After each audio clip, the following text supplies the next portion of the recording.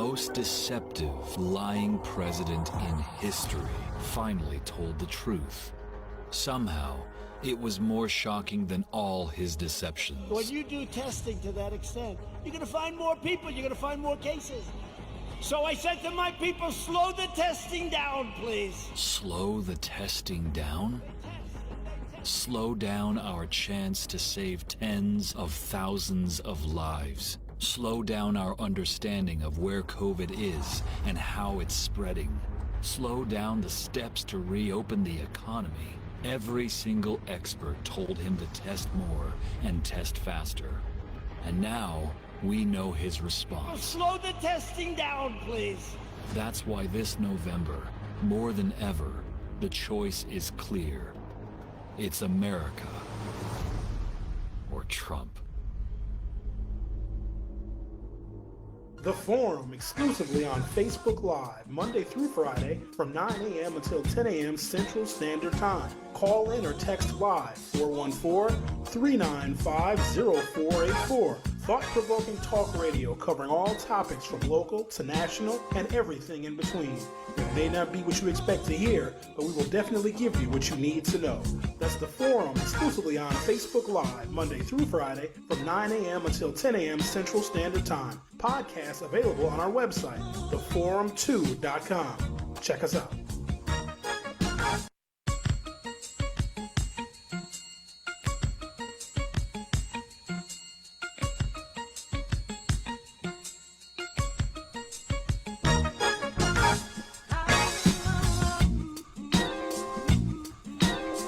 Good morning, welcome to the program. Today is Tuesday, June 23rd, 2020.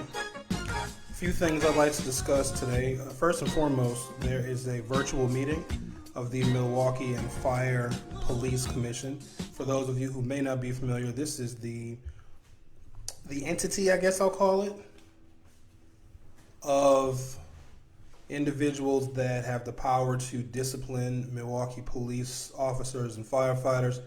They also hold the contract of the chief of police, and they are having this virtual meeting today starting at 5:30. I posted a link of how you can sign up for that virtual meeting to give feedback to the Milwaukee Police and Fire Commission. I posted that in the Forum Facebook group. If you're not a member of the group, by all means, assuming that you can pass a couple of tests to get entered into the group. It is the Forum Talk Show on Facebook. So now is the time for the democracy that we see in the streets to become the democracy that participates in changing policy. Look, I don't know what the future of policing is going to look like in this city, but I know it shouldn't look like what we saw. When people have just had enough, and you have to have a level of respect for anyone who has had enough, someone who is fed up, someone who is tired, someone who has stayed quiet for a very long time, but now they can no longer keep their silence. You have to have a respect for that level of courage. But here's what is troubling to me. When it's the people in this town who know the disparities, who know that we're the most segregated city, who know that this is the worst place to raise an African-American child, when they know all of those things, and for so long, so many people have just accepted it. When those people finally get tired and say, you know what, enough is enough, and the police turn on them, to me, that is a sin that is unforgivable. It's a sin that is unforgivable. When people get tired of seeing Confederate monuments stare them down, like even though these ghosts of the past are a relic of a part of history that needs to be put in context, when people get tired of that and want to take those down, here come the police with the tear gas trying to protect an era of America that we are so desperately trying to put behind us. And so to give your feedback on the performance of the Milwaukee Police Department, not just that, but we need as many ideas as we can possibly get on what the future of policing is going to look like. I don't have any confidence in the current chief. He's an old school cop. He's not really showing any signs or any interest in wanting to make things better, or wanting to improve, or at the very least, listen to the concerns of the people. And you have to ask yourself, are the people that are marginalized in this city, the people that are living with the worst, health disparities, the coronavirus disparities, the income disparities, the wealth gap disparities, are they worth listening to or not? Maybe those people have some good ideas of how we can make this town, this state, and this nation better for everyone, not just better for themselves. We have to stop looking at people that are under the thumb of oppression and their ideas as them just wanting to help themselves. They want to improve a situation that ultimately anybody can fall into. White people are going to be the minority in this country. And in most large American metropolitan areas, they already are. So I don't want people to think that this is just about, those marginalized groups, those protected classes, those minorities just wanting things for themselves. It's never been that.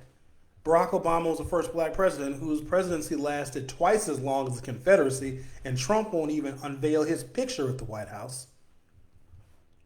You know damn well that Barack Obama did not say at his inauguration, "Uh-oh, white America, I got you. Oh, you're screwed now. I'm the black people's president." No. He was the president for everybody. Black people don't even get the chance, really, to be representative of everyone. But that's also the symbolism of still honoring the Confederacy. It means that even when black people are smart and they're articulate and they follow the law, and when we pull our pants up, because people hate when the black people sag their pants, even when we do all of that, we still don't seem to be worthy of contributing to a better society. Even though we have fought in every war, we have died for the causes of freedom. You know what I should do? I used to do this a long time ago. Every 3 or 4 months, I would read the racial housing covenants that created the all-white suburbs of Milwaukee County. And so these are actual documents that are on file. And it says that if you purchase a house in any of the suburbs, with the worst of them being Wauwatosa, that for a period of time you could not sell your property to anyone, and they have it specified. And these are legal documents that were upheld by the courts until we got anti-housing discrimination legislation in 1965. It said you could not sell your house to a person of the Negro race. It was St. Francis, it was West Dallas, it was Cudahy, it was Franklin and Shorewood, it was West Milwaukee. Every single suburb had these covenants. And so that essentially meant when African Americans came home from World War I or World War II, they could not purchase houses in newly developed subdivisions because these subdivisions were going to be legally all white. And so that is how the suburbs were actually created in Milwaukee County. People have got to understand that. And still to this day, you've had 1, 2, sometimes 3 generations of home ownership of white people and equity in their homes and an ability to create and stack wealth that black people had no access to whatsoever. That in and of itself is violence. Because when you have the grandparents and then they have the house paid off and they give it to the parents, and then the parents give the kid their children the house, you have 3 generations that were able to benefit from that property where African Americans weren't even legally allowed to move in to the subdivision or to the entire suburb. It's a very real thing. So if I don't get to it today, which I probably won't because I always say that, I'll get to that today. And the next thing you know, our hour is up. We got cut a little short yesterday. We got a 49-minute program, and then I had some internet Wi-Fi stuff go on, and then the program got cut off. So if that happens again, if we get a good 45 minutes in and I lose my Wi-Fi signal, I'll be back tomorrow. Let's say good morning to the fine people, the very fine people in the forum group, fine people on both sides. Good morning, Vanessa. Cassandra D, good morning. Good morning, Elisa. I'm not going to try and pronounce your name, but good morning, Sabali. Sahara Ali, good morning. Buenos dias. Tu también. Good morning, my good brother, Alden Higgins. Arande, good morning. Falcon, I like that. I like the Falcon. I can't fly so good, but I'll take the nickname. Craig Peterson waves 1, 2, 3, 4, 5 times. You could have a whole hour show on redlining. I could do a week of redlining conversation. It is the foundation of a lot of what we see. And with the policy of you cannot, and it says specifically in the policy, and some of them were like 1918, 1919, just after World War, if not during World War I. And I believe it it's either Cudahy or South Milwaukee. Even though their housing covenant was created in the 1940s, it didn't expire until the year 2022. And so the document that I read from was from the year 1979, but I believe it was South Milwaukee that said, we will not allow you, if you live in South Milwaukee, to sell your house to a black person until the year 2022. And the covenant was written probably in the 40s or the 50s. Brown Deer had a covenant. Legally, if you were black, you could not purchase, nor could white people have the ability to sell their property to you. And this was codified in law. This was not the South, because the South had Jim Crow. We had a different kind of segregation here, and it was economic at its foundation. Just like, I had this argument / discussion with my brother on Sunday for Father's Day. We're at my parents' house. That most crimes that are committed are economic based. It's for money. People don't have money. And if you look at the stifling of black progress, if you don't own a home, because some people are not going to invest a bunch of money in the stock market. Some people are not going to have a fantastic pension fund with their job. Their home is their biggest purchase. It is their best opportunity for having an investment that pays off. Real estate is a good investment, typically through good times, through bad times. People always need to rent, right? People always need housing. Like if you look around right now, rents are skyrocketing. So real estate is always a good investment. So if you do not allow African Americans to have access to where their property is of greatest value, then you are keeping them out of the opportunity to pay off debt, to start businesses, to send their kids to college, to be able to feed themselves, to be able to have a level of stability, to be able to participate in communities that have good schools. That was systematically taken out. And so because we have so many people who are really involved now and paying attention now and want their legacy to be fighting and ending racism, we have to know where this stuff started. And I wish that I wasn't the one to have to tell people this stuff for the first time, but our history teachers failed us. I'm a big supporter of education. I always have been. I don't think that I would be where I am. I don't think that I would have accomplished the things that I would have accomplished, nor have the confidence in myself if it wasn't for wonderful teachers and wonderful institutions that I attended. I attended nothing but public schools, nothing but public universities. I am a testament that they work and they can be very, very good. However, they need to change too. Posted a story yesterday where you got 40% of schools in this country with no minority teachers. The majority of the public schools in this country are black and brown, still being taught by 80% white women. Listen, nothing against white women. They have straddled the fence for a very long time, haven't they? White women are very much a part of this movement, as they should be, because they have the same oppressor as black people. But they also coveted, protected,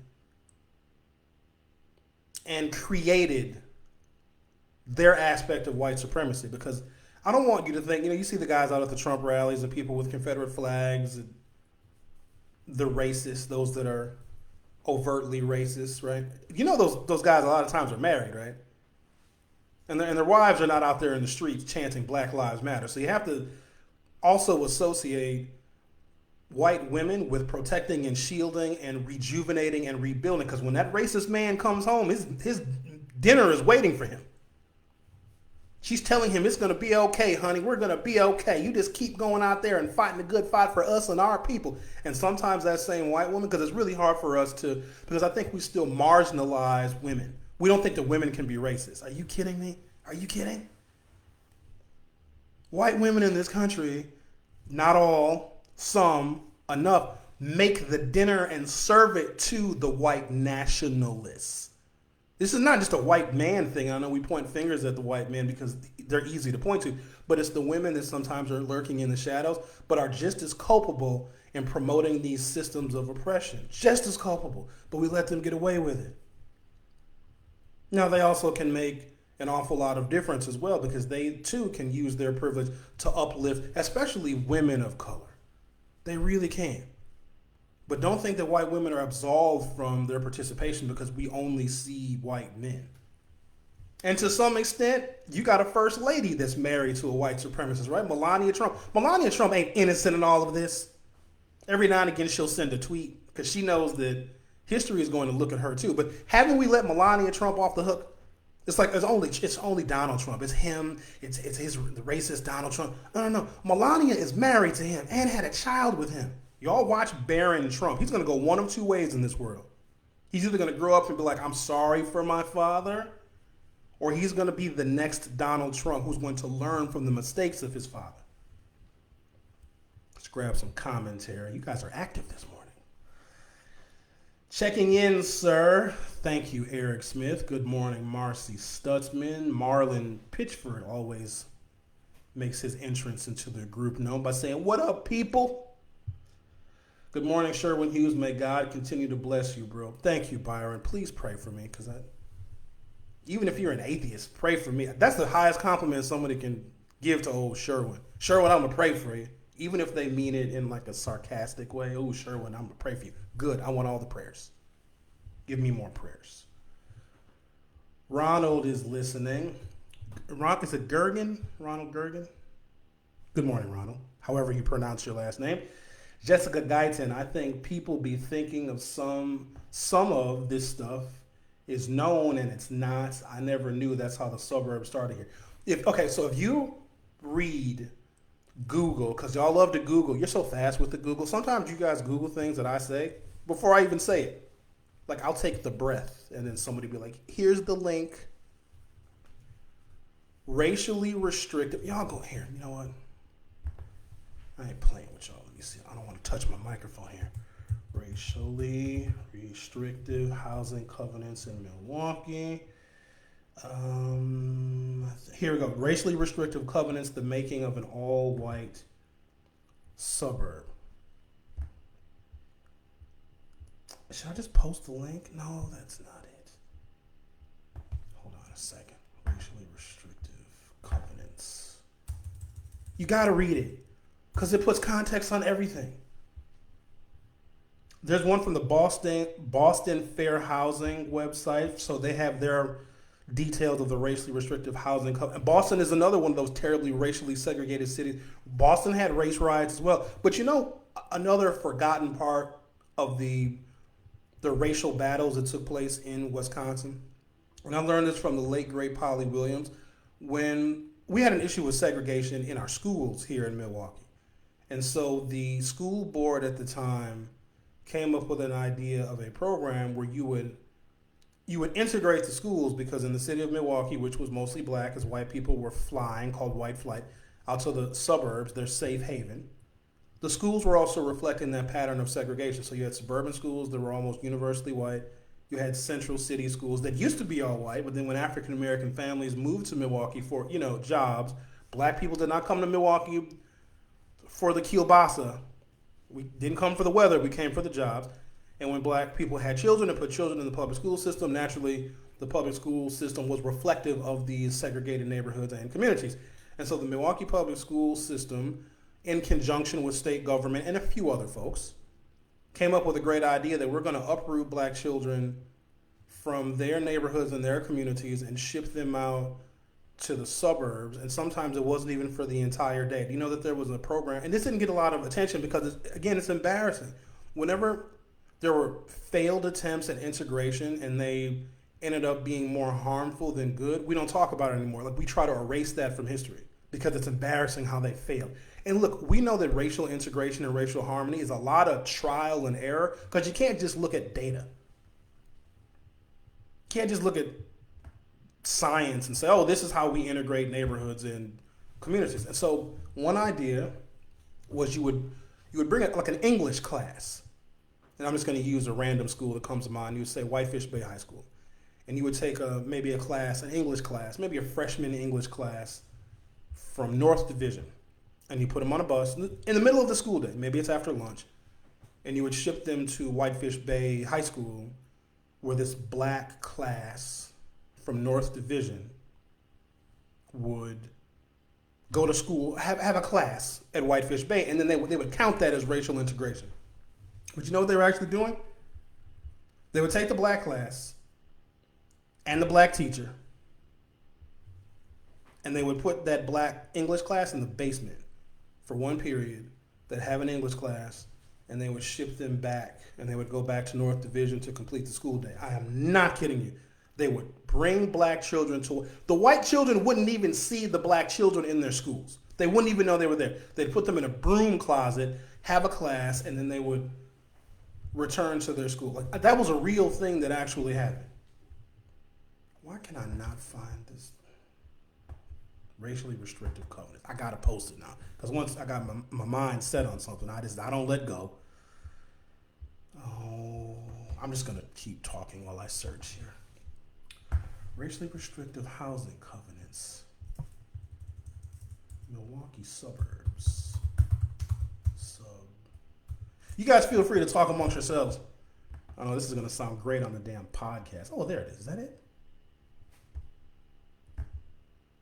Never mind. I got other stuff to talk about. I'll find it later. What do we got here? Tamika Johnson writes, say at NPS only 20% minority teachers with a reading literacy rate of 12%.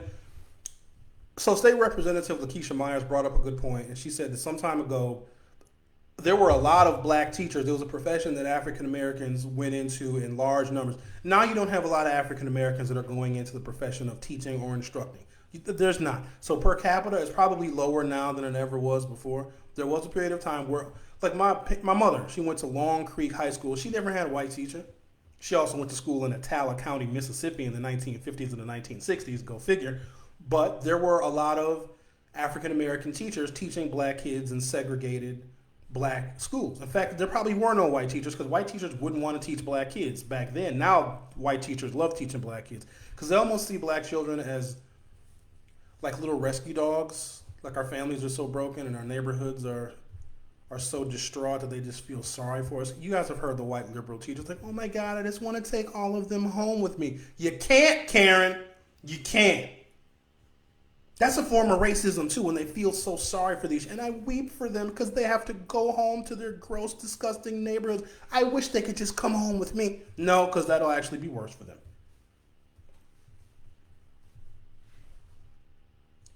They look at black families as something that are irreparably broken and not looking at the system that was intentional in breaking them. So there was this period of time where black people wanted to be teachers, or I don't even know if it was wanted to be teachers. You know, black people weren't hired in the private sector. So when you look back in the civil rights era, especially when the majority of the teachers in black schools were black, it's because black people couldn't go work anywhere else. We were limited in our scope of employment. And so when employment in America started to embrace affirmative action, not so much the government, because the government embraced affirmative action. Here's another one for you. Affirmative action was an executive order. I'm going to jog my memory on this one. If I'm wrong, you guys are going to Google it. March 9th, 1961. President John F. Kennedy, we are going to take swift and decisive affirmative action to integrate employment opportunities at the federal government. If that's not it verbatim, that's really, really close. And no, I'm not reading that from my screen because you clearly see I can't type stuff and find it and then read it.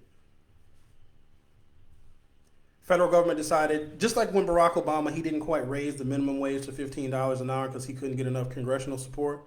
Barack Obama used all of his political capital, A, getting elected, B, for the Affordable Care Act. After that, Barack Obama had no more political capital left in the bank. We used it all up. Kennedy enacted with an executive order and then encouraged Congress to fortify that executive order. And ultimately Congress did, but it was after Kennedy got shot and Lyndon Johnson signed the civil rights legislation into law. So the federal government said, okay, we're going to have affirmative action practices here. And the federal government, the military, other federal agencies were hiring more African Americans than the private sector was. And then eventually the private sector follows. And when more job opportunities that pay more and can provide job opportunities for the diversity of skill that African Americans have, because we don't just do one thing. You know, black people do literally everything because we had to. Then we left the profession of teaching and did other things. And so what happened was, as we got different job opportunities working in different fields, teaching got left by the wayside. but white women in disproportionately high numbers go into the field because they can. Now remember, teachers don't make a lot of money. Now there's a way in which you can make a lot of money if you're a teacher, like getting out of the classroom, becoming an administrator, become a principal. But teachers make relatively low pay, which we also can look at the disparity that exists between pay of men and women. So there's that. And so teachers disproportionately make less money, right? But when you're married to a white man who is the highest paid individual in America, the wife can afford to be a teacher. Do you see how that works? Because she can make less money because her husband is making more because he's a white man in America. Tamika Johnson said, sure do in our classroom, especially Sahara Ali. Behind every strong man, that's right, is a woman or sometimes another strong man. You never know. Not only Melania, but Trump's daughters. Yeah, one of the Trump daughters, is it Tiffany? She posted a Black Lives Matter tweet. She's like, I'm not associated with them. She's the black sheep of the family who does not, it's like she didn't, she also didn't participate in Trump's reality show, The Apprentice. I can't believe I used to watch The Apprentice. Post the link. How about this? I didn't take a commercial break yesterday, so I'll take a commercial break. I'll find the racially restrictive housing covenants and I'll post it. But then y'all are gonna leave old Sherwin. You're gonna leave the broadcast and then go look at the link. I'll post it. You guys share it because I think it's worthy of discussion. Because as we were having these conversations about race and racial harmony and how we achieve it, we need to be able to provide information to folks who may have never received it before. We're listening to The Forum. I'm your host, Sherwin. You can call in, 414-395-0484, 414-395-0484. You also can subscribe to our YouTube channel. So if you ever miss any of these broadcasts, go to youtube.com, theforum2.com, and then our YouTube channel will come up. I'll be right back.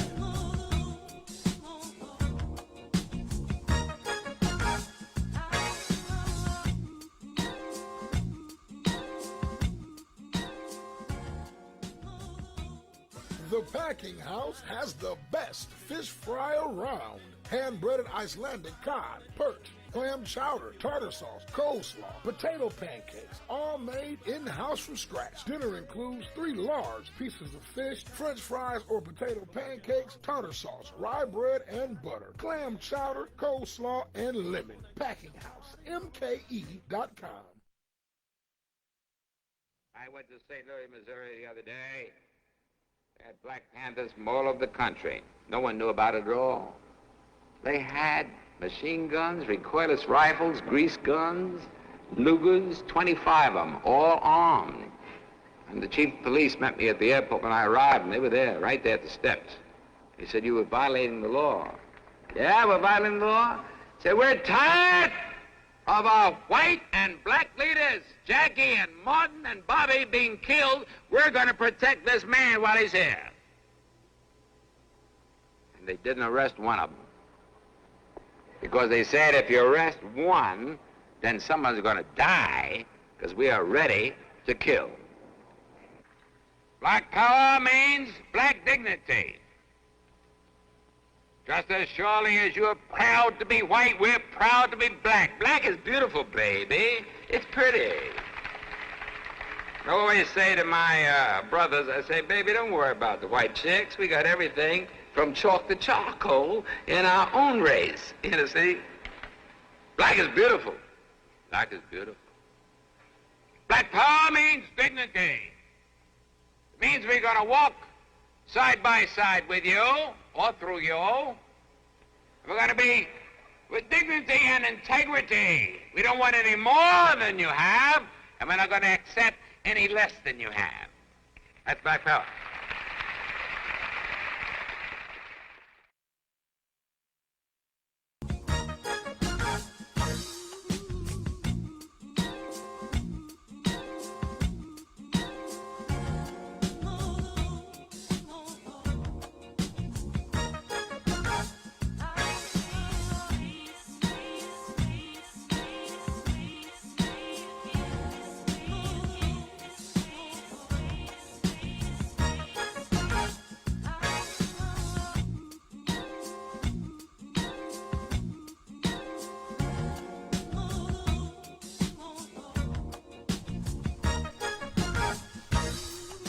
So I'm going to post, I found a link, but I didn't find the link.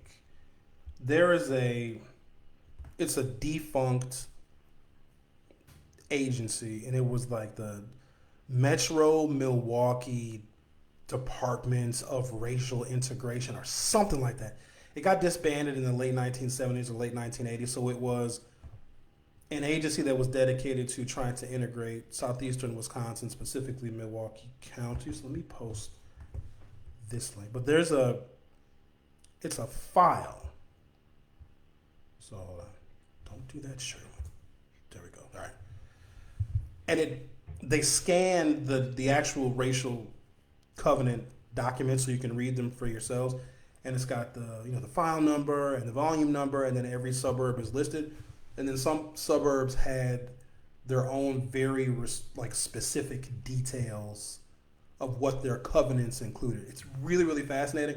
And you'd think that it never happened because it was never taught. I graduated from the University of Wisconsin-Milwaukee, and one of the most valuable things about the education I received there is that it was intensely focused on the city of Milwaukee. So maybe they changed the paradigm now, but at the time, in the 1990s, it was very focused on training Milwaukee students. I mean, you had a universal education. That's why they call it a university, because your education is supposed to be universal. But it was real specific to the economic and social climate of Milwaukee. So when you went to UWM in the late 1990s and early 2000s, you knew a lot about this city. You knew about the job market here. You knew about the social climate. You knew about the economic climate. Yes, those things are transferable to other places, but you were really experienced on how Milwaukee came to be. And so the internships and the opportunities that we got back then, now this was also a part of the Milwaukee idea, because the UW system has always had a really difficult time trying to be as diverse as the communities that it is in. And so they really doubled down on these efforts to make sure that minority students got more than an education, but got opportunities in the city of Milwaukee as far as employment goes. So I had an internship working for the YMCA Community Development Corporation. I don't even know if it's around anymore. It's 20 some years ago. And so I got, remember, this is 1999, right? I had an internship. And back then, internships were paid. Nobody interned for free. Like, that's a new concept. Nobody did internships for free. There were work study programs. There were plenty of those. I didn't do any work study programs because I didn't want to. But there were always paid internships. And a lot of times these paid internships, at least at University of Wisconsin-Milwaukee back in the day, the university paid you and the host organization where you had your internship paid you too. So when I had my internship at the YMCA Community Development Corporation, that ultimately hired me upon receiving my degree, when my degree was conferred, I made $33,000 a year 21 years ago. There's people not making that now. But my internship, the university paid me $7.50 an hour. And the host organization, the YMCA CDC, also paid me $7.50 an hour. And I worked 20 hours a week. I was making $15 an hour 20 years ago. We're trying to get the minimum wage to $15 an hour now. Let me be honest with you. $15 an hour 20 years ago went a lot further. I didn't even have a cell phone. Actually, no, I think I had a Prime Co. You guys remember the Prime Co phones? But my student loans hadn't kicked in yet because I was still in school. I had no bills. So you're making $15 an hour, 20 hours a week with no bills. Like, that was real money. And you know what ultimately happened? Because I still was getting student loans, which I probably didn't need all the loans that I took. But when I graduated from UW-Milwaukee, and they don't do this stuff anymore, I had a job. My internship turned into a full-time position with health benefits, a full host of benefits. I was making $33,000 a year to start. And from my internship, When I graduated, I had $3,000 in the bank because I didn't have any bills. I lived at home. I lived with my parents my last 2 years of undergrad, so I wasn't paying rent anywhere. I started off my professional career with a job, with benefits, and $3,000 in the bank 20 years ago.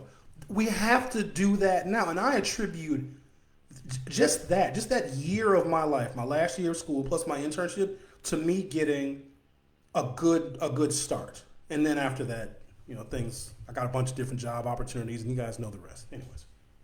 But we have to get back to that now. I don't know why those things are so like outrageous and so far-fetched. Grab some comments from y'all. First black high school teacher in Milwaukee was 1951. So 100 years after Milwaukee became 103 years after Milwaukee was an incorporated city. Was Milwaukee 1848 or was Wisconsin? Somebody was in 1848, either the city of Milwaukee or... Because they do the city's birthday. You guys ever attend those? Of course you don't. So they do these... what is the name of that building? Is it the Mackey building? Every year they do a big... Somebody in this group knows the city of Milwaukee. The annual birthday celebration. It was 170 years. I don't know when it was.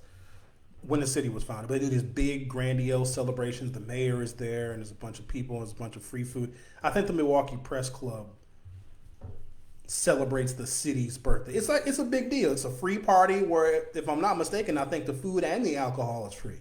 If you offer free food and free alcohol to people in the city of Milwaukee, that's all you need to integrate the city. What do you mean there's going to be black people there? I don't want to go. There's going to be blacks. Free alcohol. Maybe the blacks aren't so bad. Maybe good morning, L.A. Thomas. I might have said that already. Carmen Patterson, good morning to you. Justin Thomas Brown said, yep.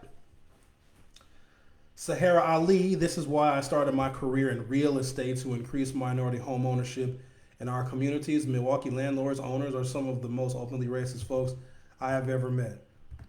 I don't know what the numbers are now, but back when I was doing broadcast radio and I had to research like 7-8 hours a day to be prepared for the next day's show, something like 69% of the available property in the city of Milwaukee was rented. 69%. So whenever you have home ownership rates that are that low, you are ensuring that another generation of people are not going to have equity. That's definitely one to remember, because a lot of the disparities that we have, a lot of them are economically based. There's, of course, disparities in the healthcare system. There's disparities in every category you can think of, criminal justice, etc. But wealth is a big one. Because when you don't have money and you need it, you get real creative. Douglas Dickerson said, good morning, Mr. Hughes. Good morning, Mr. Dickerson. Justin Thomas Brown, it's in the book Selma of the North, maybe talking about the racially restrictive housing covenants. Will somebody please find it? It's from the Metro Milwaukee something segregation center. And I think it was entitled either The Making of the All-White Suburbs. I posted it a million times. In fact, if I go back and look at some of the old posts in the forum group, I probably could find it. Also, since the shutdown has started, we have added 1,000 new members to the forum Facebook group. And to that I say thank you. It's amazing how much more attention people will pay when they can't roam about freely. Also, cases of the coronavirus are spiking in ways that some experts didn't even see possible. And of course, the plague is coming back to Wisconsin. I mean, Mike Pence is coming to Pewaukee and a visit in Waukesha, and Donald Trump is going to a shipbuilding yard in Marinette. So the plague is definitely coming back to Wisconsin. Alden Higgins says, the leader of this country, sad to write that, has the stance that those monuments should stand because taking them down or renaming military bases will eradicate their history. The whole point of the Civil War was to eradicate their history. You know how Republicans will say, we're the party of Lincoln. Remember when I shouldn't say remember because there's some Republican is saying it right now. We're the party that freed the slaves. Black people used to be Republicans. Remember that? Tell those same Republicans that the party of Lincoln and the party that freed the slaves as if that is supposed to endear us modern, critically thinking, intelligent, freedom-fighting, justice-loving black people. That's supposed to endear us to the modern Republican Party. So next time you hear that, because you'll probably hear it today, oh, just go searching around for one of those trolls over on the internet. Actually, don't do that because those arguments can turn deadly. Don't search for a troll. Let them find you. And they'll tell you, black people, you used to be Republicans, and we're the party of Lincoln, and we're the party that freed you. So I don't know why more black people aren't Republicans. That was also a Republican Party that fought the Confederacy. Now you defend it. So you're not the same Republican Party because that Republican Party didn't murder Confederates. They went around and they killed them. They saw a Confederate and they're pew pew pew, and they with their pew pews, their guns, and they shot Confederates. Now, does that make any sense to you? Just like when they say black people used to be Republicans. Yeah, because the parties switched. Those Republicans didn't like Confederates. Now Republicans are the Confederacy. And, if history is going to repeat itself, which it clearly is, it's not going to end well for them. It's going to be a very unceremonious defeat. And they will be looked at in history like we looked at all of those in the past in antiquity that followed despotic leaders. The things that they are saying, I had my good friend is a councilman in Oconomowoc, John Zapfel, Alderman John Zapfel, known him for 20 years, wonderful man. The Common Council president out there in Oconomowoc, again, posted some ridiculous stuff on Facebook saying, "Oh, I hate to be a person that gets offended by a syrup bottle," something to that effect. Talking about who's the company that's taking Aunt Jemima off the syrup bottle, and he made some snide remark. People are forgetting something. The era we are living through right now is going to be the focus of intense study. There's going to be college courses taught on the year 2020, or it'll be a section of American history 2016 through 2020. We hope that section of history stops at 2020 and a new section of history starts January 17th, 2021, but who knows? It's going to be its own just era. I believe that the young people now, that are growing up not understanding why George Floyd, and then they'll know other names, why Breonna Taylor, why Ahmaud Arbery, why Eric Garner, why Tamir Rice, why Trayvon Martin. They're asking why, because it's not going to make any sense to them, because out of all of this chaos is going to come something really wonderful, and it's going to be a country and a world that is much more together. When I saw people in Europe marching for racial justice and equality, I was like, oh my God. And now they hung a noose in Bubba Wallace's locker, and now you had the NASCAR people. The beacon of Southern segregationist culture has always been car racing, always. And you guys see the NASCAR people, the white NASCAR drivers, because Bubba Wallace is the only black guy, and they pushed his car as like this show of solidarity. They pushed his car to the number one starting position. That gives me so much hope. The people that are posting the racially insensitive remarks on the internet, because it's cowardice, it's easy. Their children are going to research them, and their grandchildren are going to research them. They may want to know, what was my grandma or grandpa doing back in 2020? How are they participating in the fight for racial justice and racial equality? Because I believe that there's another generation that is coming up that will not relive this. The amount of videos that I've seen and shared of little children saying Black Lives Matter, and I posted one, last week, where it's a bunch of little white kids. They're like 5, 6 years old, just a bunch of little babies, and they're chanting Black Lives Matter, because kids can't always pronounce their R's till they get to about 3rd grade. Black Lives Matter. There's a bunch of white kids, little babies, little 5, 6-year-old white kids, chanting. They had their own little protest on the sidewalk, and they're pulling a little black girl in the wagon, and they have a little black girl. She's like 2 years old, and they have her surrounded like they're protecting her. The next generation of white privilege will be to protect those who have had to go it alone in a very wicked, wicked world. And so when those children get of age, because the internet is going to be here to stay, they may want to know what their parents or what their grandparents said or did or what their participation was. And so when they Google their family name and the racially insensitive remarks that their parents or their grandparents may have said is going to negatively impact them, because I don't want you to think that you can just say something, post it on the internet, and then ha ha ha, it's funny. Your family is going to be stained forever, because please don't think that when this country decides that diversity is really important and more than just a political talking point, and there are black people who are in Fortune 500 companies, and there are women who are in Fortune 500 companies, and our political leadership is much more diverse. It might even be Mexican. You're going to have whole Mexican congressional districts in the West and in the Southwest, and there's literally nothing y'all can do about that. They may not hire your kids and your grandkids because of what you're saying right now. But people don't understand that. Like, they don't know until they feel the consequences. So if you post this stupid, racially insensitive stuff now, you're hurting your own kids who you're trying to protect with your whiteness. It just doesn't work that way. But don't listen to me. Black children are projects. Save the black children. So Tamika was referring to, and I've made a lot of people mad when I say this, when white families, I mean like Waukesha white, adopt black children.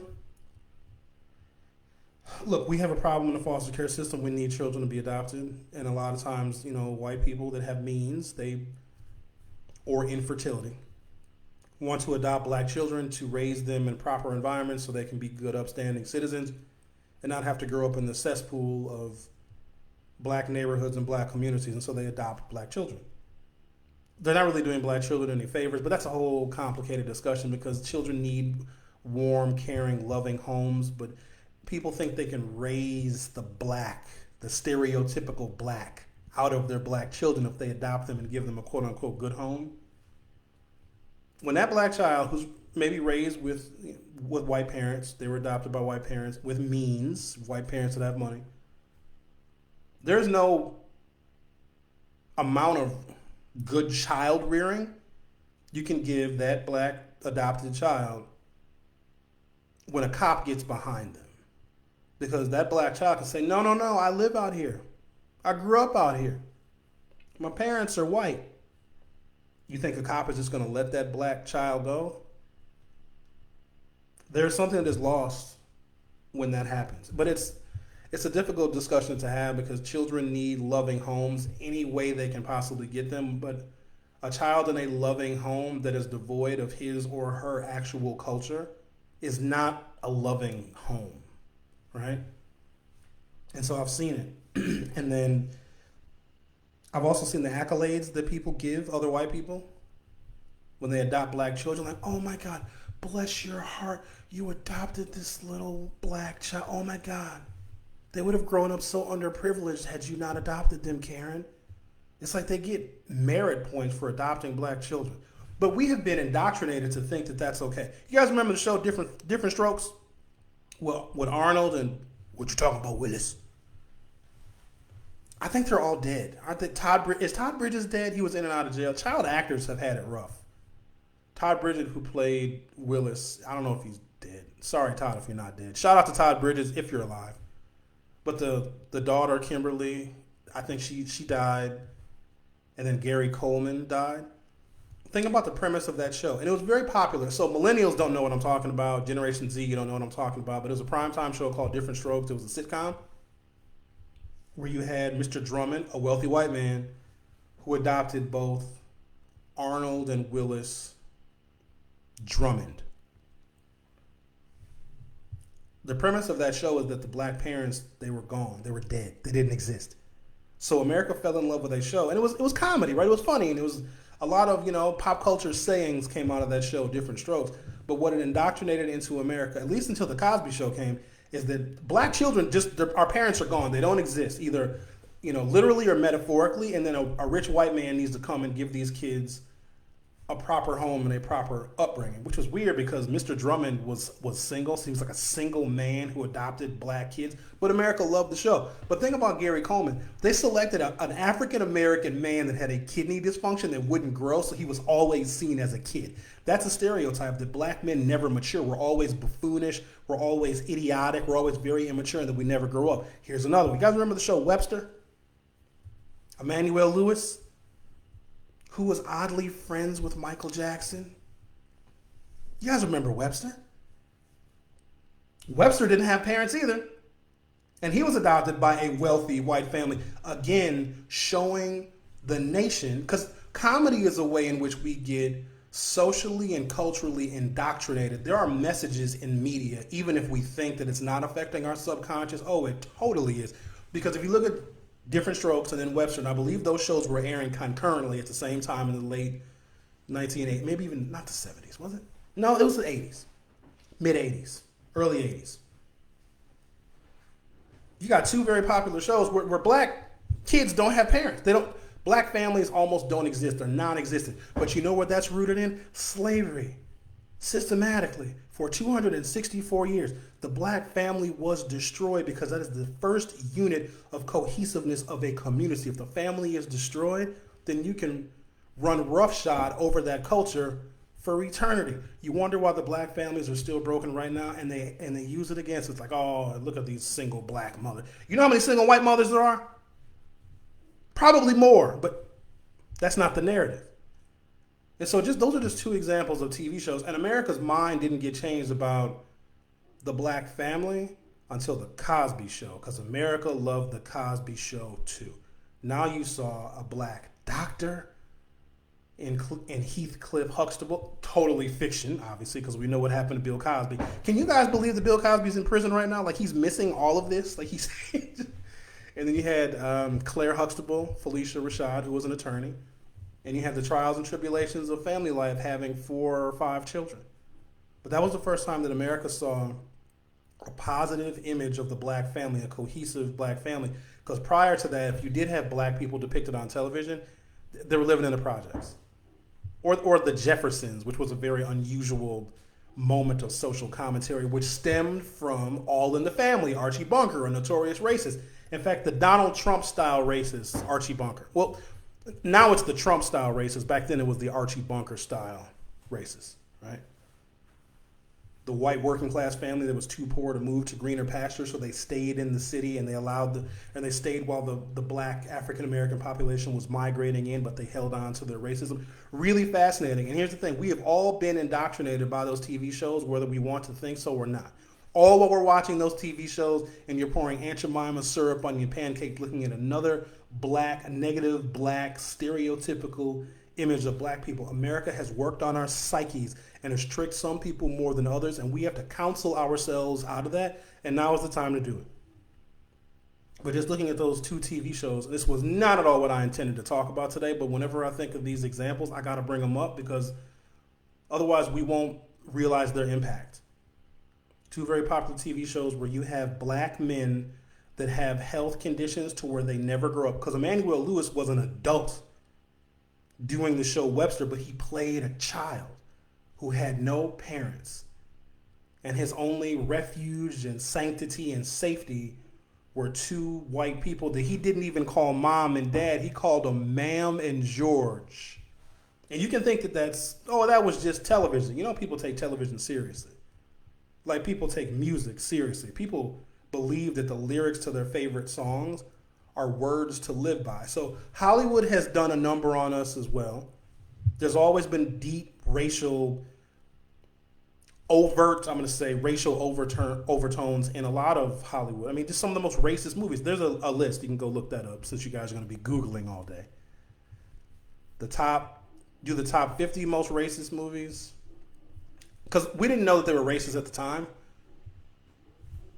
You probably watched some of those movies. In fact, you may even have a favorite movie that is on the list.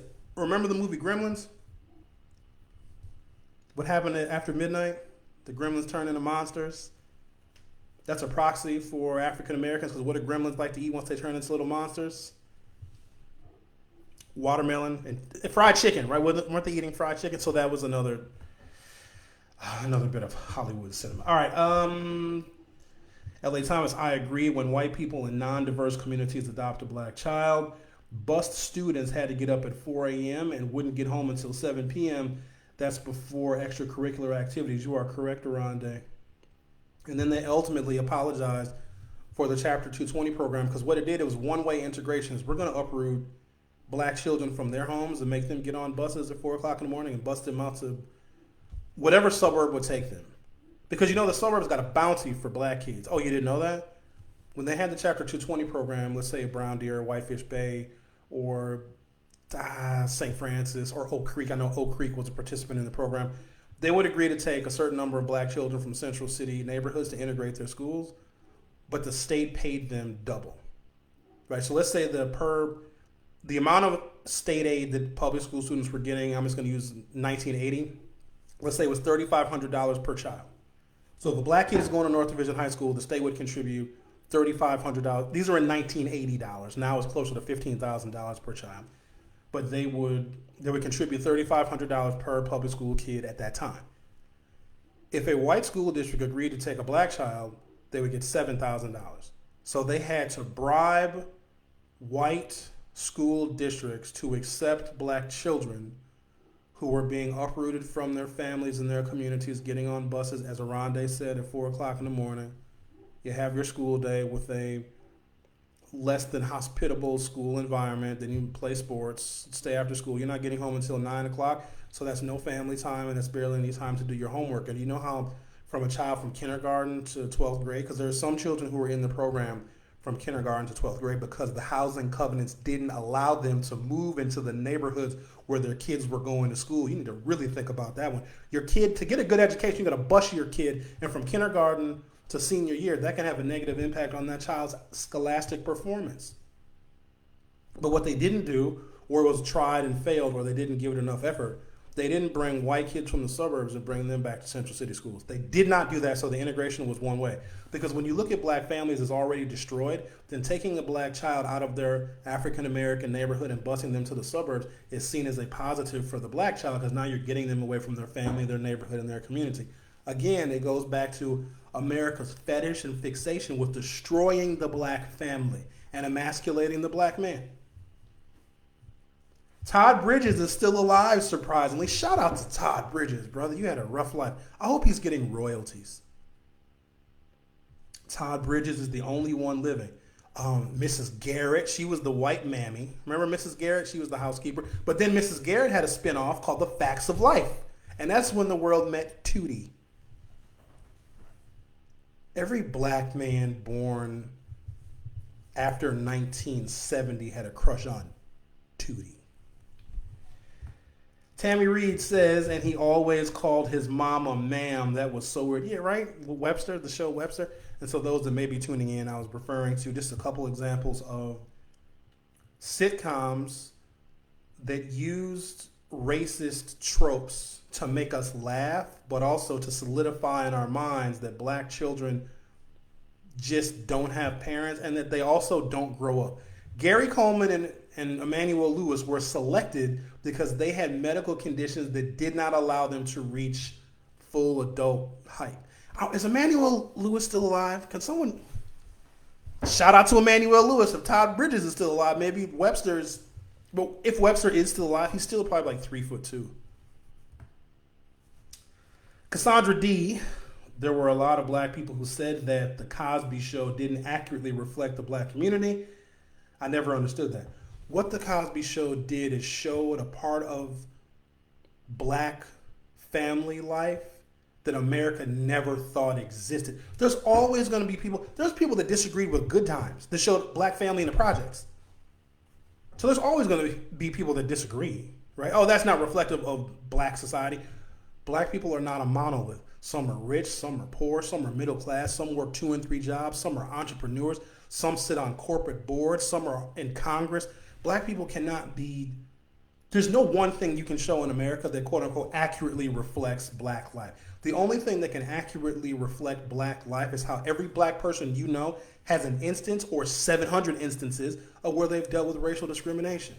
That is the most common theme amongst all of the black people you know, and white people that have black friends, even your black friends.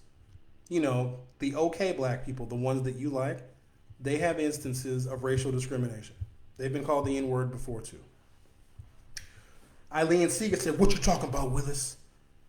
No, Emmanuel Lewis died some years ago. Damn. Shout out to Todd Bridges carrying on the torch for the child actors of the 1980s. All right, guys, that's it. Thank you, guys. Appreciate it. Share this video. You know, use it to start conversations or arguments if you must. We do this every day, Monday through Friday, 9 a.m. until 10 a.m. Central Standard Time in the Forum Facebook group. If you're not a member of the Forum Facebook group, we'd love to have you, as long as you believe in science and you're not trying to convert people to Trumpism. Until tomorrow, everybody, thank you so very much. We'll see you later.